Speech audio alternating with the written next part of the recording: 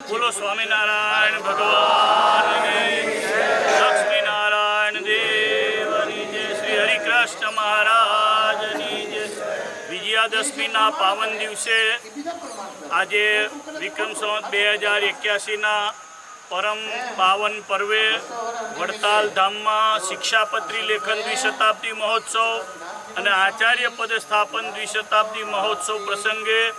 પરમ પૂજ્યપાદ ધર્મધુરંધર આચાર્ય મહારાજ શ્રી રાકેશ પ્રસાદજી મહારાજ, આદરણીય સદગુરુ પૂજ્ય જ્ઞાનજીવન સ્વામી, પૂજ્ય નીલકંઠ સ્વામી, પૂજ્ય રામકૃષ્ણ સ્વામી, પૂજ્ય વિષ્ણુ સ્વામી, પૂજ્ય ગઢડાના ચેરમેન હરિજીવન સ્વામી, પૂજ્ય જૂનાગઢના ચેરમેન પૂજ્ય પીપી સ્વામી, પૂજ્ય ભાનુ સ્વામી વગેરે સૌ વડીલ સંતો, વડતાલ ધામના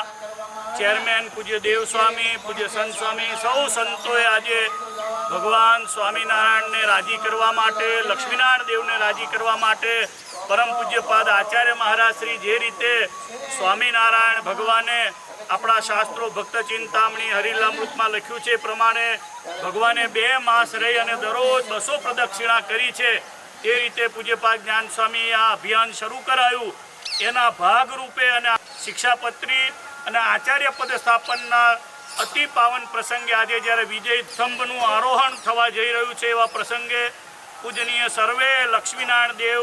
દેશ વિભાગ ગાદીના સંતો, ધોલેરા, ગઢડા, જૂનાગઢ અને તમામ સંસ્થાઓના સંતો, કોઠારીશ્રીઓએ ઉપસ્થિત રહી પૂજ્યપાદ આચાર્ય મહારાજશ્રી સાથે શ્રીજી મહારાજે જે સ્થાનમાં પ્રદક્ષિણા કરી એવા મહાપ્રસાદીના પરમ પવિત્ર વડતાલ ધામમાં આજે પ્રદક્ષિણા કરી છે. તમે બધા હરિભક્તો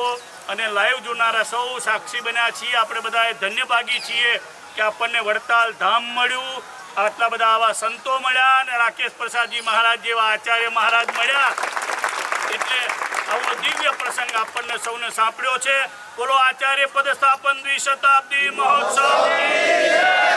શિક્ષાપત્રી દ્વિશતાબ્દી મહોત્સવ કી જય, સ્વામિનારાયણ ભગવાન કી જય.